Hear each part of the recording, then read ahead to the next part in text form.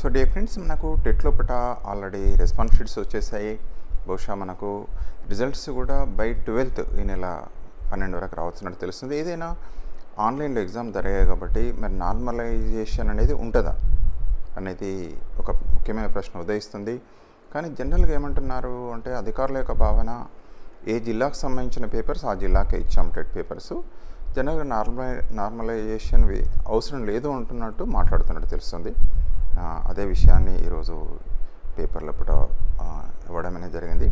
అదేవిధంగా అధికారులు కూడా ఒకవేళ నాన్ లోకల్ లోపల కనుక 5% రిజర్వేషన్ 90% జిల్లా వరకే ఉంది డిఎస్సిలో, కానీ 5% మాత్రం మామూలుగా నాన్ లోకల్గా మనం పోటీ పడవచ్చిన విషయం తెలిసిందే. అక్కడ ఒకవేళ టెట్లో సులభంగా పేపర్ వచ్చినట్టయితే వారికి ఎక్కువ మార్క్స్ వస్తాయి. మరి ఒకవేళ అట్లా అభ్యర్థులకు అన్యాయం జరుగుతుందేమో అన్నట్టు మన అభ్యర్థులు భావిస్తున్నారు.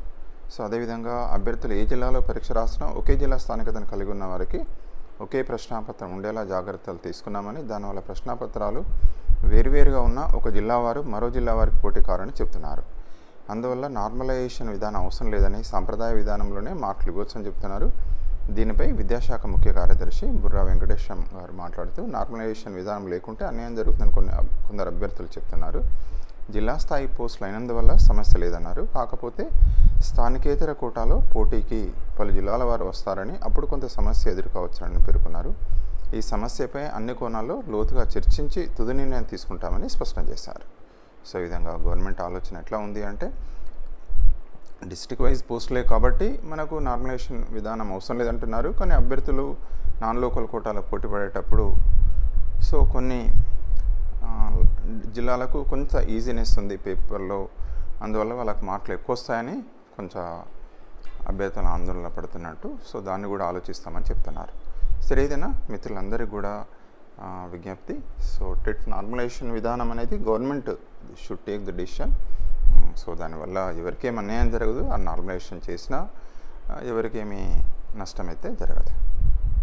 సో తప్పనిసరిగా ఇప్పుడు మనకు ఏదైతే జూలై 17కి వెళ్ళి ఆల్రెడీ మనకు షెడ్యూల్ అనేది వాళ్ళు రిలీజ్ అంటే షెడ్యూల్ అంటే మనకు తెలుసు, డేట్స్ గవర్నమెంట్ డిక్లరేషన్ విషయం మనకు తెలిసిందే. జూలై 17 నుండి డిఎస్సి, తర్వాత జూలై ఎండ్ వరకు మనకు ఉంటున్నట్టు గవర్నమెంట్ ఇదివరకే మనకు డిక్లేర్ చేసింది.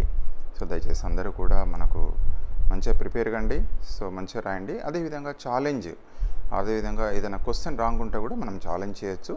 మనకు వెబ్సైట్లకు వెళ్ళండి, దానికి సంబంధించిన ప్రూఫ్స్ కూడా పెట్టాలి.